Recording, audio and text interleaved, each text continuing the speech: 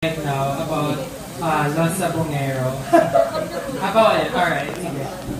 Okay. Ay, wag na kasi kawawa naman yung late namin. Yeah, it's okay na, kawawa naman. Okay. It's okay, go ahead. Ano na lang po, about po sa... Stars lang siya. Yes, kung ano na lang po, kung if ever governor na po kayo ngayon and for sure nakafocus na po kayo sa Batangas. If ever ba magkaroon ng offer ulit sa inyo sa pelikula or sa mga teleserye, babalik pa rin po ba kayo? Zero. Hi din. Siguro sa 3 years ko, alam yan ng mga Batanggenyo, sa 3 taon na isisilbi ko sa Batangas, definitely I'll focus my attention to serving our Batanggenyos. Pero hiling ako isa sa mga Batanggenyos. Eh, kuminsan sa kanila naman nanggagaling. In 3 years, baka I can do 1 movie. Kahit paano. And, alam mo ito, Ambet. Tahimik. Alam mo pero, okay, may negotiation. But I'm looking forward into maybe doing it, given a chance, maka isang pelikula within 3 years. But we're doing a meeting already, and I'm excited. Follow up. Follow up bro. Meron ka ba? Yes! Ate V! Oh, Julie Boniface! Kasi ganito, nakita ko yung post kasi ni Direk Brillante Mendoza, and I wrote about it na may picture kayo with Coco, Direk Brillante. I would like to ask kung may possibility, may chance po ba na makagawa kayo ng movie with them? Yung picture na yun, that was 2 years ago. Yeah, sinabi din po. Nagplano, that was 2 years ago. Nire-post lang ni Direk Brillantes. Hindi ko nga alam eh. Parang may so-so filming something eh. But that was 2 years ago and may in-offer sila sa akin noon ni Coco na isang indie film.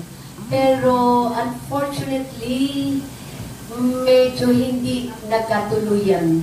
I don't know kung, I forgot na kung dahil ba sa schedule, dahil ba sa concept, or kasi parang pareho rin ang concept sa Batang Quiapo, or to that effect. Kaya hindi natuloy. Pero nag-meeting na kami. Nag-meeting which means... na sana, na makakagawa sana ako ng film noon, sana. Hindi film. Pero 2 years with Coco. Kung ibahin po yung concept, or whatever. Kung mag-adjust everything, lahat, yung stars mag-collide, mag-adjust lahat, okay lahat. Wow! Mag-align ang stars! Alam mo basta maganda yung maganda yung magiging sikreto, magiging concept. Excited ako to do a movie with Coco. Yeah. Okay. Sit down. Yeah, okay. So, yun. Yung movie na sinasabi niyo pong under negotiation, definitely not with under Direk Brillante. But secret na. Ayaw ko ma-preempt. Sige. At least may movie, may chance. Pagpupulong pa lang kami ulit. At least masaya na lahat, may movie ka pa rin. Excuse me, Julie. Yeah. Ayan, dabating po kasi ang ating local press, baka magulat sila pinag-uusapan natin ang movie. Ano lang po ito, natanong lang po kung may mga plano. Pero syempre, priority po ng ating Governor Vilma Santos ang ating mga proyekto dito sa Batangas. Last question ko na lang, Ate V, ha? Baka hindi na makaabot yung mic.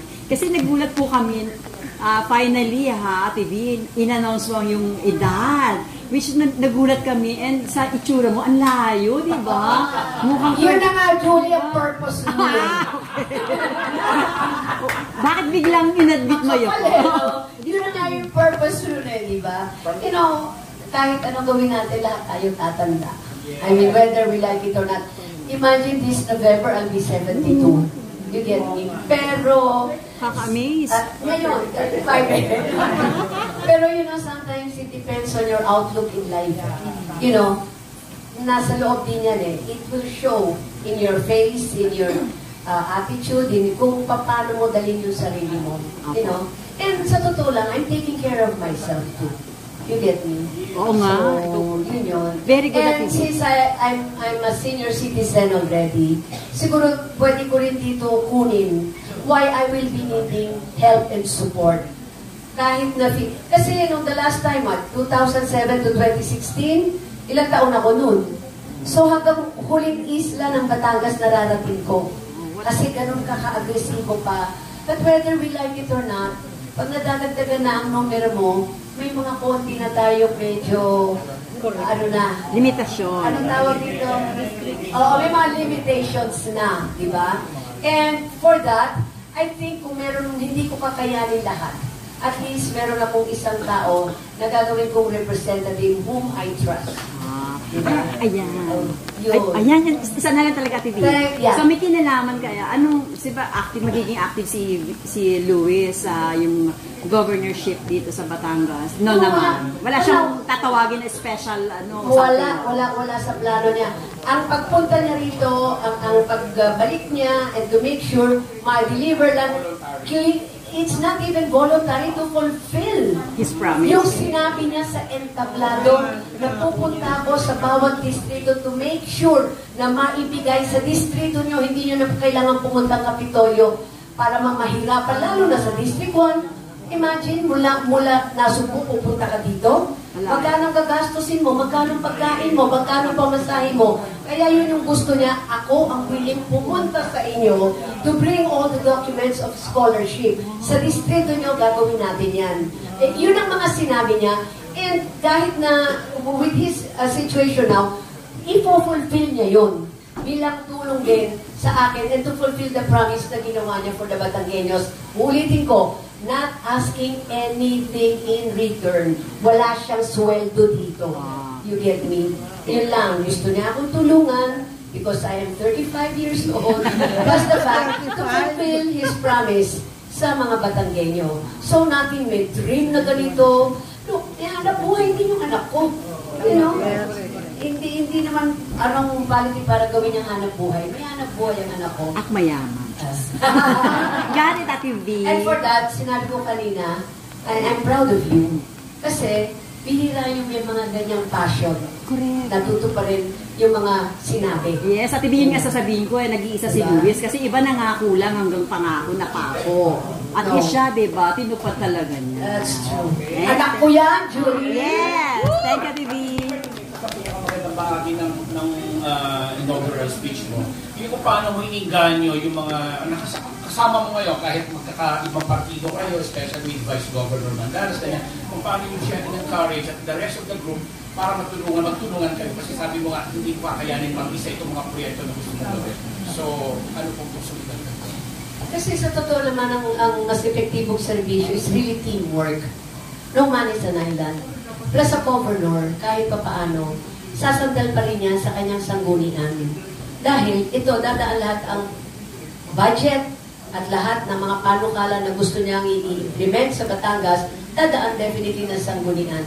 So, importante sana na pareho kayo ng vision para mas madali magkaroon ng trabaho, mas mabilis mapasa, mas mabilis ang delivery of services na kailangan sa Batangas. So, yun lang ang importante doon. That's why I'm asking for their help and support. But at the end of the day, again, if I may reiterate, it's not going to be an easy job for me, or for my administration. I'm sure I will be facing some challenges. Pero ulitin ko, haharapin ko to at hindi ko aatrasan. Sa mga gustong gumawa to help me serve Batangas, maraming salamat. And I will truly appreciate them.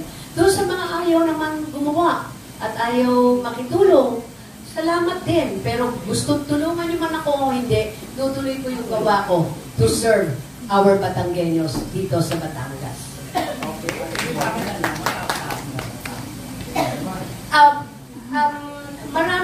Maraming kasing challenges dumaan din sa Batangas. Tama ba? So, marami tayong hinaharap ngayon ng mga problema, especially sa klase na meron tayong problema sa nasyonal. Gera left and right. Whether we like it or not, sino na naman ang sisisihin? Local government. Kasalanan ba natin kung magmamahal ng krudo dahil sa gera? You get me? May mga things na uncontrollable na it will definitely affect our economy. So, pag naapektuhan ang ating ekonomiya, apektado mga probinsya. Tama ba? So, we're looking forward sa kaya naming magagawa through our teamwork we are looking forward, in spite of all these challenges happening in our country and in other countries because of war, tuto pa rin namin pa through our programs and projects to make Batangas more matatag. You know, through services and projects. Ano yung mga priority, di ba? Yung hospital. Yung sinabi ko kanina, may mga hospital na, hindi naman ang hospital pwedeng building lang. Kailangan, yung building may servisyo sa loob. Yun yung mga sinasabi ko. And isa, urgent